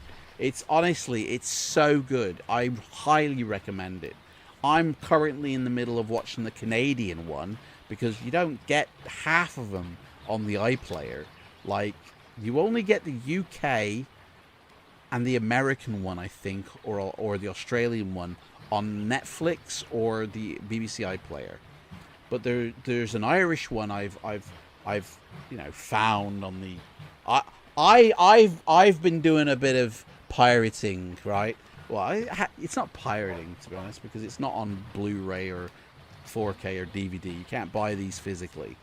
So I've gone on the Jolly Roger to get the Canadian, the Irish, the New Zealand, all the ones that you can't watch on TV. I've gone and got them. And yeah, so currently I'm watching the Canadian one, but it's really fun. It's really good. Adam recommends. So anyway, that's what it says here. You come face to face with two black-robed figures. Their faces hidden by the hoods of their habits. Their faces hidden by the hoods of their habits. Oh, their habits. I thought it was like a habit, you know, like they're druggies and they're hiding their coke addiction. But no, they're habits. They're, you know, yeah. So basically, we're looking at a letterbox. So, wielding heavy koshes, the devotees advance on you. You will have to fight them both at the same time. We gotta fight! You've only seen it once, mate. Hey, it's worth watching. So worth watching. You never understood why people grow some balls to be tough. Those things are sensitive and weak. They should say grow a vagina. Those things take a pounding and keep going. Mate, honestly, that is so true. You know, instead of saying like grow some balls, they should just say, mate, grow your vagina. Come on. That's so true, Rhymester. That's absolutely true. Right, the first, we're gonna fight these one at a time. I don't know, both at the same time bullshit, right? So the first devotee has a skill of 6. The second has a skill of... Sorry, the first devotee has a skill of 7, and the second one a skill of 6. So it's going to lose 2 off its dice roll. Here we go. So, and by the way, we're in the clock now for the time. So we rolled an 8, and it rolled a 7, and it has to lose 2. So it's rolled a 5. We have 8. It loses 3 points. It has 5, so now it's got 2 points left. This just sounds like mathematical bollocks. Like I'm just saying numbers, and it's like, does it mean anything to what I'm saying here? A lot of vagina. Ooh, bloody hell! What's this? So. It's rolled a 10, which becomes an 8. We rolled a 6. We lose 2 points. We're down to 14, guys. Okay. There's no special, like, you know, after 3 rounds, somebody's got to suck an egg or something. It's just fight to the death, guys. So he's on 2 stamina, this devotee. So we've rolled a 10. It's rolled a 5. Losing 2. It's now got 3. It's dead. The devotee, the first one is gone. The second one has a skill of 6 and a stamina of 6. So this should be an even easier kill. He has to lose 3 off his dice roll. Oh, Daddy's lost the dice. Shit. That fucking dice is gone and all. Bollocks. Oh, there it is. Right by my foot. Okay. It's a lot to handle, you know, having 4 dice in your hand. Bloody hell. They've rolled an 11, and we've rolled an 8. Luckily, they're 11. He loses 3, so that becomes a 9 in it. 9, no, an 8. 9, 10, 11. So he's got an 8. We've got an 8. Nothing happens. Phew. Mop the alleyway with them. Yeah! Let's do it. Here we go. Ooh, he's rolled a 5, which becomes a 2. We've rolled a 7. Bye-bye. He's dead. We're doing a lot of killing in this town. I will say that. Do they not mind us doing all this murdering? Are we going to be the Jeffrey Dahmer of this town? Your opponent slumped to the ground and you turn around to deal with the treacherous pirate. The old rogue is already fleeing as fast as he can along the alley. You run after him, but hearing your approach, the man spins round and lets fly a dagger. Test your skill. Holy shit. So we've run after him, and then he's whipped around with a dagger and flung it at us. And now we've got to see if it's going to hit us in the head and kill us, or if, like, we've got to test against our skill, which is 9. Shit. And we've rolled a 12. Guys, I think it's sayonara on this one. We failed at testing our skill against a dagger spinning at our face. I'm sorry, it can't be ending well here, guys. I mean, luckily that's not a battle, so it's not like an instant death or an instant win. This is what it is, guys. The dagger sinks into your shoulder, lose 2 stamina points. That's it. Fucking hell. I mean, he flung it. Lose 2 Did I choose the right one there? If you fail, turn to this page. Yes, we did. But it's like 2 stamina points lost. That's... yeah. I mean, that's alright, because we carry on, but... It was a bit of a build-up, that was. I felt like a build-up to nothing. The pirate unsheaths a long knife with which to defend himself. You ain't taken old Crivens yet, he spits vehemently. Come any closer and I'll slit your gizzard. Ignoring the old man's threats once again, you engage in battle. Fuck, another battle. There's so many battles in this book, isn't it? It's so cool, man. It's like battle after battle after battle after battle. So he's got a skill of 8 and we've got a skill of 9. He has to reduce it only by 1. It says here, while you're fighting its master, the bloody monkey, pets, is going to try and distract you, climbing all over you and biting you. As a result, for the duration of this battle, you must reduce your attack strength by 1. And every attack round, roll 1 dice. If the number is rolled as even, you lose an additional 1 stamina point because the monkey has just bitten you. So now we're both equally matched. We both have a skill of 8. Nobody has to minus anything, but every other attack round, which will start on the 2nd round, we got a bloody monkey biting us. So we've got a bloody... We had an advantage just then, and the pet monkey boy took it. Right, he's rolled a 7. We've rolled a 7. Fuck all happens in that one. Now on this one, we've got to roll for a monkey as well. So they've rolled a 7 and we've rolled a 9. So he's going to lose 2 stamina points, but we've got to bloody roll for the monkey now. Now, did it say if he wins against us? Every attack round, roll 1 die. Yeah. So if it's an even number, we lose 1 stamina point. He lost 2, didn't he? So he's on 5 stamina, this Crivens fella. And we just lost 1 stamina point as well. Because there's a monkey biting us. I've seen the film Outbreak with Dustin Hoffman. You know, Kevin Spacey. And a monkey bite is not a good thing.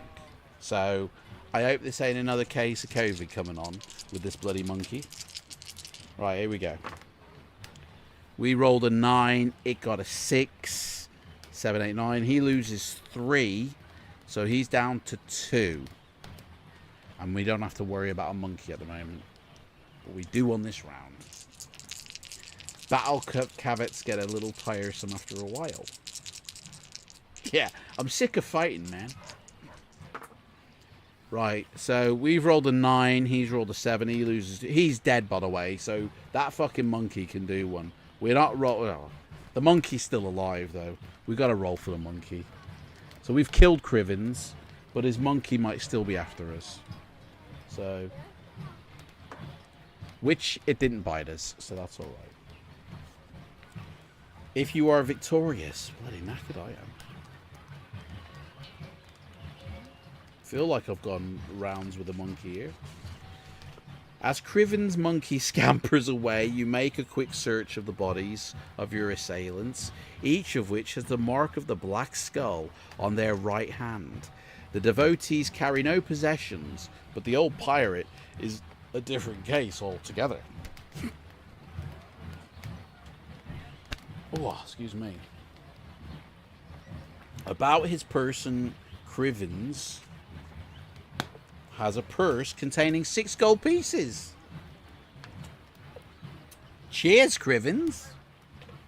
6 gold pieces, my boy. So now we've got 13. What else has he got on him? And a very unusual coin indeed. Almost twice the size of a gold piece. Its face bears the image of a crab. I mean, come on. This is just... That's literally those bloody coins of Kabaz or whatever they were called. The Cortez gold that turned them all into skeletons in the film. That's basically what this is. Bloody hell. Almost twice the size of a gold piece. It bears the image of a crab. It is a doubloon. It's a doubloon. Hey, who got the doubloons here? All right, forget about it. Give me a doubloon. Doubloons. Eh? What are we in? Bugsy Malone now. Turning it over, you're surprised to discover that the other side has also been stamped with the picture of a crab. The balloons have not been minted in the port of crabs for 2 centuries, and as a consequence are rare and of great value. The coin you now hold in your hand, however, is obviously a counterfeit, obviously, and as it has 2 heads instead of 1. So from this, you can only surmise that someone who's been trying to mint their own doubloons, no doubt, as a way to raise some money. Add the crab doubloon to your adventure sheet. Well, that's going to take up 1 space in the backpack. So we've only got 2 spaces left, by the way. Because the doubloon is so big. You also may take Criven's throwing dagger if you wish. And if you do, you can use it against an opponent who will have to test their skill. You have to test your skill. If you're successful, why do we have to test our skill when we were no. They're going to test their skill. I'm sorry. You can't pick and choose your rules, mate. We had to test our skill when it was coming at us. They're going to test their skill when it's going towards them. So yeah, they'll lose 2 points basically if it hits them. Do you want to take Criven's dagger, by the way? You may reclaim the dagger after the fight, so it's an endless little extra, you know. Swifty Tim, oh hello, Swifty Tim. Swifty Tim, morning. Glad to see we're still alive. Yeah, we are. Oh, sorry. I just think I don't know Swifty Tim then. But yeah. Sorry, yeah. The winner of the bloody yeah. Cheers. Take the dagger. Okay, well that's going to take up a space in our backpack. So, dagger. The town's just died for some reason. Why is the village only 45 minutes? A bit weird. So yeah, we can use this dagger again and again and again. You will have to be careful not to attract the attentions of Cinnabar's old crew. Dreg told you that Crivens was one of Cinnabar's old crew, so they obviously know that you were on to them. Hurriedly, if somewhat cautiously, you set off again, away from the markets. Do you have the word Nolly written down? We do not, sorry. I don't know what that means.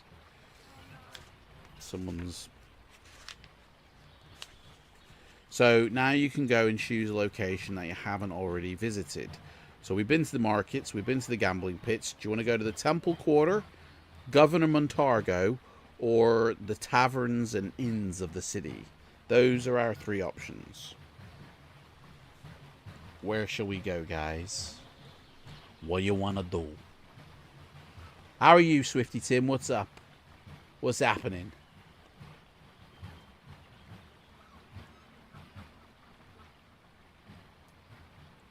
Go to the temple. Let's go see the temple. 315. Right. All good. Enjoying the Christmas lights. Yeah. Thought I'd whack them up a bit early. I know December, really. But, you know, we only go live once every 2 weeks, so why not? With the threat of a voodoo cult springing up in the city, you decide that you have a valid reason for going right to the top and getting the help of the Overpriest himself. The Overpriest holds court within the most magnificent temple in the city, the Grand Temple of Vinar. Entering the pillared marble hall leading into the temple, you join the queue of hopeful petitioners who would seek an audience with His Excellency, the primate of the God of Pride. Hang on, we're in some sort of sacred temple here. I haven't accounted for this. I haven't got a sacred temple sound, I'm afraid. We'll try that. See, that's not a sacred temple sound. Crackling fire. That'll do, I guess. Yeah, we've got a they've got storms just brewed outside as we walk in this temple. At last it is you who stands before the pulpit, next to the doors leading to the Overpriest's inner sanctum. Are we going to go in him? A pasty-looking priest stares down at you with barely suppressed contempt. I'm sorry, but His Excellency is otherwise engaged in the ritual of the 6th hour at this time. Well, a fucking refund, mate. I've stayed in this queue for 3 hours to see this guy. Tell him I'm here. Does he not know who I am? Like, he'd be nothing without me. Burning the straits in the Temple of Pride. Temple can't be more dangerous than the House of Hell. Well, he's making his way in. Nolia's Island spelled backwards. Ooh, spelling.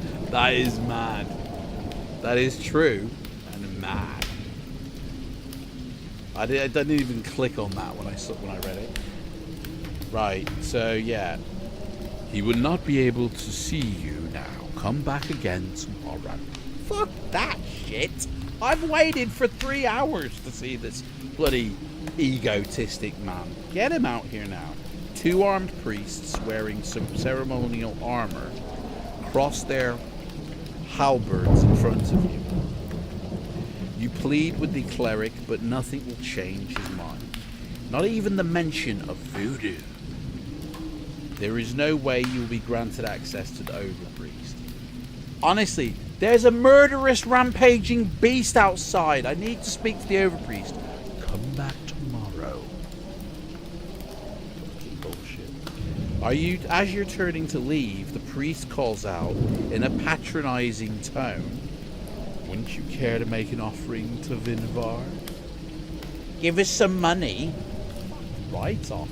I'll burn your temple to the ground, mate. There's my offering. Bloody box of matches in my hand. If you choose to toss some gold pieces into the treasury in front of the pulpit, make a note of the number of coins. Guys, do you want to throw a little bit of cha-ching in to the priests begging for money but won't let us see him because he's off on a 6-hour retreat? You know, that's what that means. Sorry, priest is in the back knocking one out. He can't see you today. Come back tomorrow. Yeah. We understand you've been waiting for 3 hours, but, you know, we need to make up the money. No? Okay. Sorry, no money. No can do. Leaving the Grand Temple, which was a gigantic waste of time, You prepare to go on your way. During the day, the streets of Holies is packed with beggars, supplicants, and worshippers. So we're back outside, guys. Thank God for that. And you hear, as you walk in and descending the steps, two voices raised above the noise of the bustling crowds. One is shouting, "Words of wisdom! Words of wisdom!" while the other is shouting out, "Let the Master of Destiny guide you on life's journey." So basically, we got a couple of preachers outside. The end is nigh, you know. Prepare for his coming. That type of shit, you know. Looking around, you can see what? Three. I thought I said a three-legged man then. You see three men sitting cross-legged beside the road. Each is dressed differently, in the manner of certain religious group. Oh man, these glasses are pointless. Each is dressed differently in the manner of certain religious groups. Is this the story about the Irish, the Scottish, and the Welsh going to a pub? It kind of feels like that. But in front of each of them is a small offering pot. Everyone's begging for money in this city. Bloody hell. The closest of the men, with long hair and an even longer beard, smiles at you and says, 2 gold pieces is all we ask, and then we will reveal to you the mysteries of the cosmos and what fate has in store for you. Do you want to make a donation of 2 gold pieces to this guy and find out the fate of the cosmos? Or will you leave the temple quarter to look elsewhere for information? What shall we do, guys?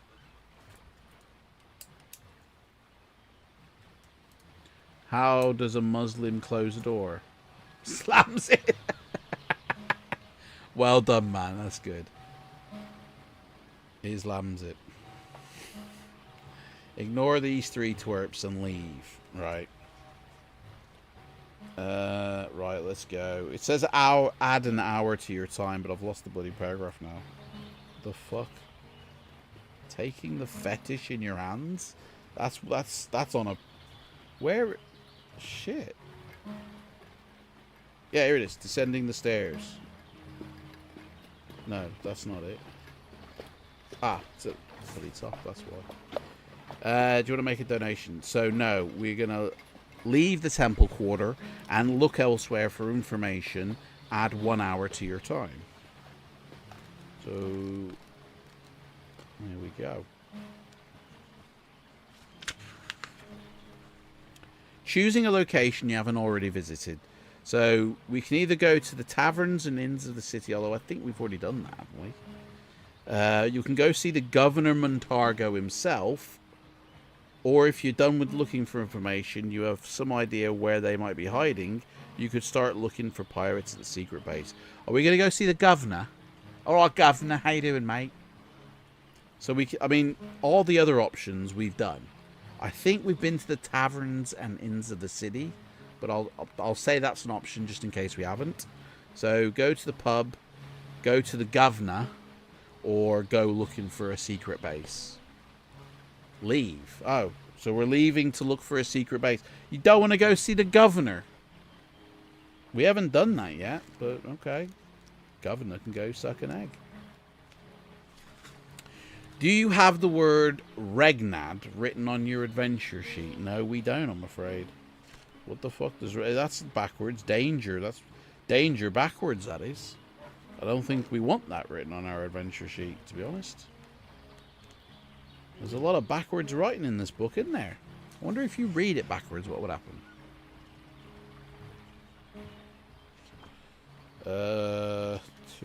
Yeah. Night has already fallen by the time you start to look for the pirates' hidden base. At least that should make your activities more covert and less conspicuous. If you have reason to go to Mandrake's Lane, now is the time to do so. Is that Madame Galbo chick? Or is that the girl who gave us the key to her door? I can't remember which one. The Governor sucks, does he? I don't know. I've never had the pleasure. Right, we can go. If not, where will you look for the pirates? You can go to the docks. You can check the ruined lighthouse at the promontory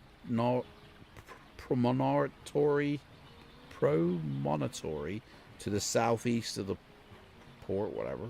The docks, the lighthouse, or you can go to the sewers, or the inns and taverns of the city, or to the city walls, or to the temple quarter.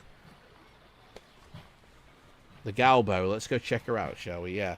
All right. Let's go to Mandrake's Lane. I think it was Madame Galbo, Mandrake's Lane. So let me bookmark this spot. I did have a bookmark here. Oh, I'm using it. I'll bookmark it with our shield. Our sword. Sorry, that's a sword, not a shield. Right. So we're gonna go see Madame Galbo. Yo, chick, give me some. Yeah, Madame Galbo's cottage is in an unassuming building in the quiet Mandrake's Lane. So, it's giving me forest vibes, to be honest. It's giving me forest vibes. Although somewhat disturbing is the votive totem, made from a dead bird's carcass, nailed to the door. You knock 3 times. You immediately find yourself in a herbalist's paradise when she croakily says, "Enter!" Bunches of herbs are hanging from the low rafters of the room, which is filled with a profusion of potted plants. She's a pothead. Another fighting fantasy pothead, innit? Nicodemus, Yastroma, they're all chasing dragons. The greenery and humidity of the chamber make you feel like you are in the depths of a tropical rainforest, with a single owl hooting. Alright, we need to be in a tropical rainforest.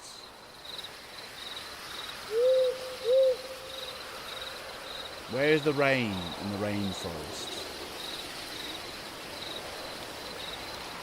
I think I hear it. Yeah, I can hear it. Madame Galbo spelt backwards is old odd lag madam. Odd lag madam. Right? Well, how did the B become Oblag? Oblag madam? Old bag madam. The greenery and humidity of the chamber makes you feel like you're in the depths of a tropical rainforest. Sitting behind a cluttered table is a dark-skinned old woman with a crumpled face and thick curly black hair. Walnut Madame Galbo. The wise woman is busy preparing a concoction in a pestle and mortar. As you enter the room, there is a great squawking and flapping at your feet as a large black cockerel hops out of your way. "Don't mind Rabab," says Madame Galbo ever familiar. "Now, what can I do for you?" You sense that you can't trust this woman, so you tell her of your search for the pirates of the Black Skull. "The followers of the Dark One have many guises and set many traps to ensnare the unwary. If you are to confront them, you will need my help, for I have an understanding of the ways of voodoo and can do something to counteract it. But assistance comes at a price. Give me some money, honey." 4 gold pieces. Can you afford to give her 4 gold pieces, or are you even prepared to pay for this wise woman's help? We've got 13 gold pieces. Do you guys want to throw 4 at her? There you go, love. Tell us what you can do, or should we just go, it's like, I don't think you know what you're talking about, love. Pay the gold.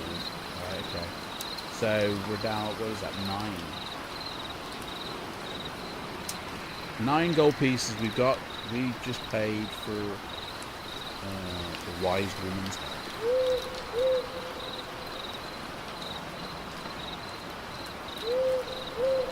Somewhat uncertainly, you hand over the 4 gold pieces to her, and you rest you. Oh, sorry. She says, "Sit down and rest your weary feet," says Madame Galbo in a soothing voice, and you comply willingly.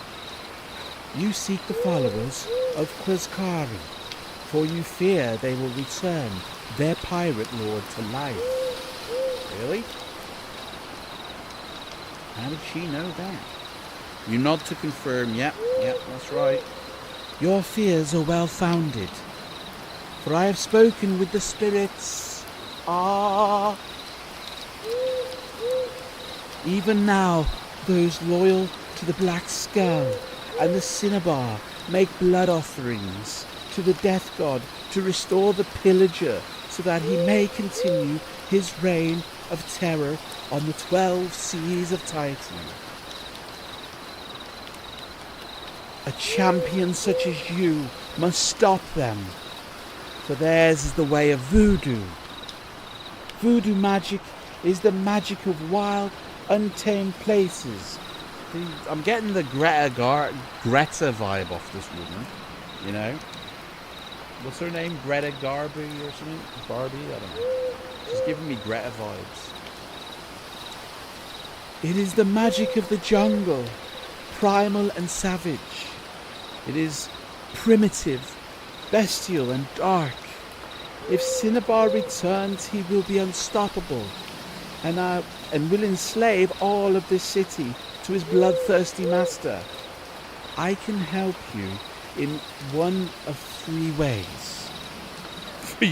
For you cannot delay here, but you can only choose one way in which I can help you. Time is short. Do you want me to look into your future and help you?" Bloody upgrade fee, innit? Pay another whatever. Do we want to ask her to, or do you want me to heal your wounds, or prepare you a compound that may be best use in your trial? What shall we do, guys? Slip her an extra coin for a happy ending. Hey, that sounds like heal the wounds, that does. Give the old bag the money. Yeah, I mean, what should we ask her to do? Yeah? Compound zombie dust, please. Right. Yeah, heal our wound. Oh no, prepare a compound. Yeah, we'll have a compound, love. Give us a bit of angel dust, please. Bit of PCP.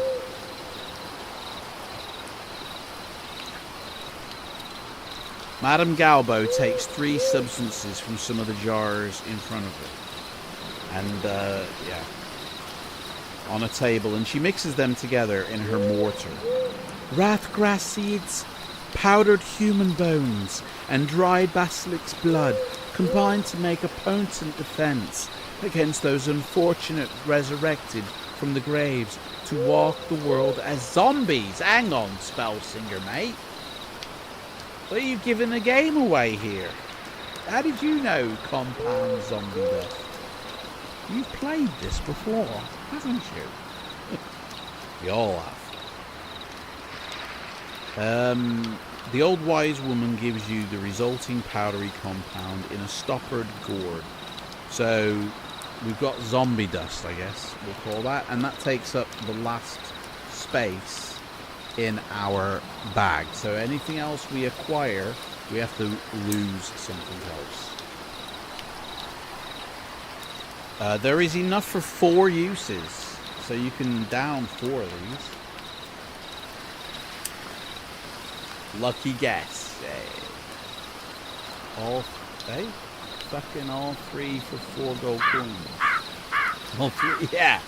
We'll take all these options, love. If you just, we'll give you a bit of money. Surely.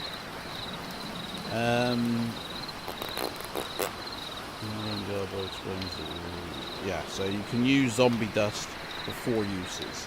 You may also use the powder once for each encounter you have with zombies.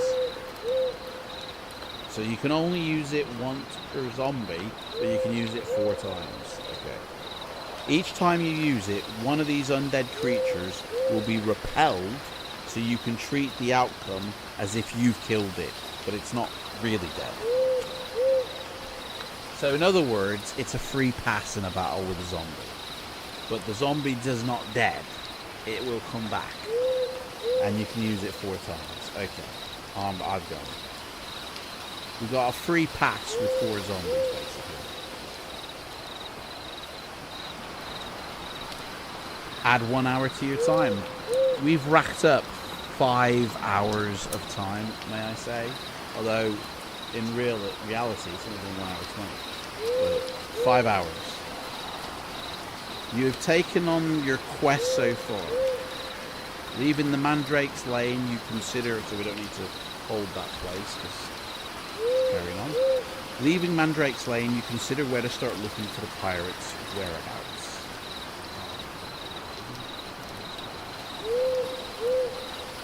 Where shall we go looking for the pirates, guys? The Temple Quarter, the inns and taverns of the Port of Crabs, a ruined lighthouse, the docks, the sewers, the cemetery. Where do you want to go look for these pirates, guys? Lighthouse, please. Look, he's straight in there. Spellsinger is leading us to victory, I think, on this one. I feel like Spellsinger knows how to play the game, you know. Leaving the city, you trip on a stone, your adventure ends here. Okay. Leaving the city unnoticed by the Kakabad Gate, you make your way through the darkness to Milan's Point. So, it's a little bit darky. The moon shines down from a cloudless sky, illuminating the crumbling tower that was once the port's lighthouse in more prosperous and peaceful times. But the moon is not the only light visible. Oh, no. Close to the edge of the cliff beyond the ruin, you can see a flickering light. Do you want to investigate this light, or would you rather approach the lighthouse? What shall we do, guys? Flicky flicky or lighty lighty?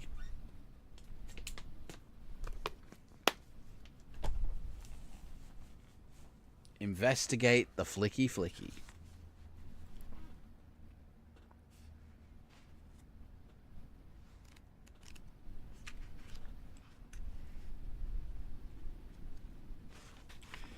Hang on, lighthouses, they're kind of near the sea, aren't they? Oh man, that thing's come off again.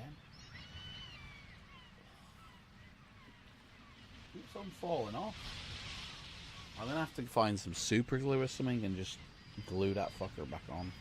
Keep coming off though. Creeping cautiously towards the cliff's edge, you see that the light is actually from a lantern held by a woman who is looking out to sea with her 2 companions, a man and a pug-faced man-orc. Following the direction of their gazes, you make out a stout ship sailing towards the treacherous, jagged rocks, which line the stretch of coast. The light is guiding the ship to its doom. These 3 must-be wreckers, felons who deliberately cause shipwrecks for their own gain. Make your own luck in it. Scavenging the booty washed up from the sunken vessels. You must stop them, or another ship will fall prey to their cruel intentions. Fortunately, they are still unaware of your presence here. Running at the nearest scoundrel, sword drawn, you wound him before he has a chance to defend himself. Hey, Cold Ballistics in the house. How's it going, mate? Cheeky, yeah. We've got 3 people to fight here, by the way. It says fight all the wreckers together, but again, fuck that. The first wrecker has a skill of 7, the second wrecker has a skill of 6, and the third wrecker has a skill of 8. I don't even know if we'll survive the first one, to be honest. We've got a stamina of 11, by the way, guys. Unbelievable. But he has, the first wrecker with a skill of 7 has to -2 off his score. Let's cave their heads in. The first wrecker has a stamina of 5. So this should be alright, like. Let's grow a vagina. Yeah. It is too late to call Meal Swifty. Sorry. Right. We've both rolled 4, but he has to -2. So he's rolled 2, really. So he loses 2 points. He's now down to 3 points of stamina. Yeah. We just grow our vagina and get stuck in. Right. 8 and 7. So he's rolled a 7, which becomes a 5. We've rolled an 8. He's dead. First wrecker is gone. He's toast. He's dead. Goodbye. Now the second wrecker has a skill of 6. So he has to lose 3 points off his dice roll. Ooh, yeah. So he rolled a 9, which becomes a 6. We rolled an 8. So he loses 2 off his 7 stamina. So he's on 5. So we're in it. We're winning. He's down to 5. We've got 11. Oh no! No! Fucking done. We rolled a double 1. Game over. No, guys. Fucking hell. We rolled the double 1, guys. I don't need the headphones on anymore. You know what that means? Means we're fucking dead. No! As Darth Vader would say. Oh, man. We never had a meal, guys. I mean, when you roll a double 1, it don't make a difference, really. But we lasted an hour and 27 minutes, guys. Not too shabby. That is still worth it, I'd say. Another Cold Ballistics just joined in, mate. You can watch the VOD. You can see how it all played out. It's a good book, that, to be honest. Jonathan Green has written a very good, interesting, major plagiarized story. I mean, it's basically Pirates of the Caribbean, is what it is. You know. Hasta la vista. Yeah. Sorry, man. We tripped and sliced off our vagina. Bloody hell, man. Yeah. We basically got handed our bollocks. We tripped on our own sword. You know, our vagina fell off and we grew bollocks, and that's it's gone. You know, touch them wrong and you're gone. You know, and that's basically what happened. Is we touched it wrong and we're gone. So that is that, guys. Now don't go anywhere yet. We've still got time. We've still got things we need to do. We're still here, okay? Because next, in 2 weeks' time, which is on the 30th of November, we are doing the next one in the series, which is called Eye of the Dragon.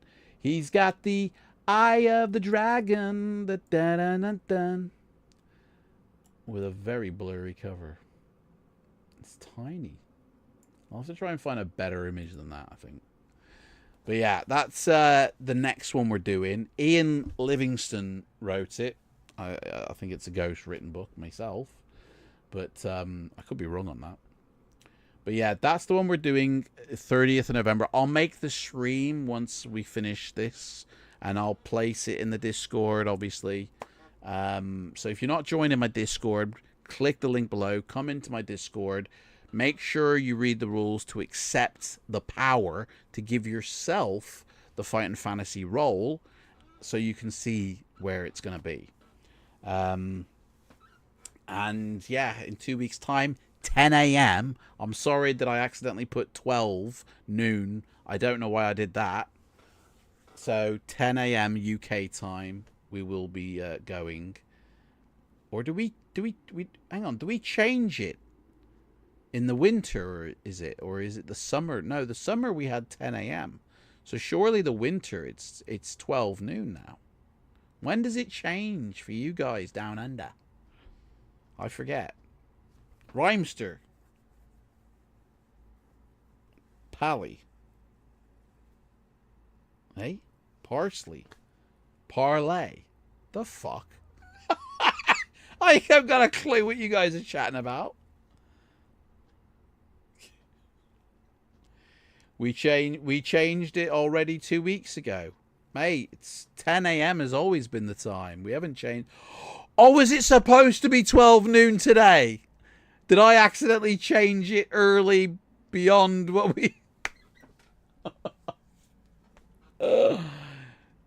Did we say 12 noon last time we did this, and I've accidentally gone and changed it to 10 a.m.? I'm so sorry. Okay, I will set the time for noon in 2 weeks' time, alright? Fuck you. Oh, I bet somebody in the Discord has gone, you muppet, you were meant to do it at noon, you retard. We changed daylight saving time to... Oh, no, hang on, wait. What are you saying, Rhymester? Are you saying you down under has reset your time? What are you... Or did we agree that we would have a 12 noon time? Please explain or expand your answer, because I'm getting confused now. I was hoping it was a mistake. Starting at 11 p.m. in Sydney is a bit late. Right. So right, 9 p.m. is... Bloody hell, 9 p.m. for you guys. Right, so 10 a.m. it will be next time. Done. Fucking hell. Getting much. Right. My pea brain can't handle this action. This is getting too exciting for me now. So I'm going to start the 3-minute countdown, guys. Thank you so much for showing up. I appreciate all the love and support. You know, Kimda Domingo, thank you for becoming a member on my channel. And thank you for all those who are already members on my channel. And if you haven't, join the gang and get in the fun. And like, and if you miss this, then you'll have access to literally dozens of streams like this. So yeah, we used to start at 7 p.m.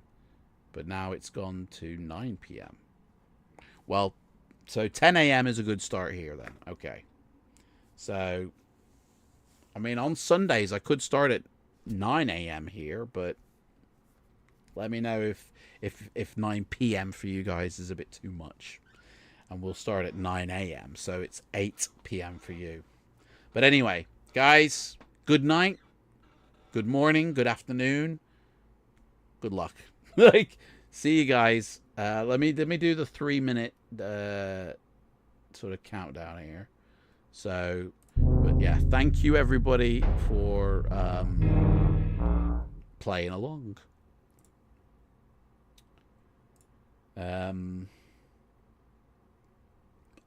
Oh man, bloody! Let me move this microphone over. I gotta clean up the desk now.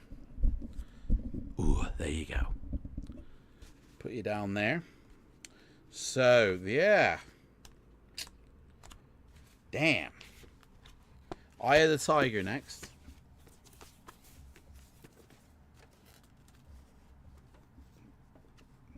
To be honest, we have been very lucky with that 1166 malarkey.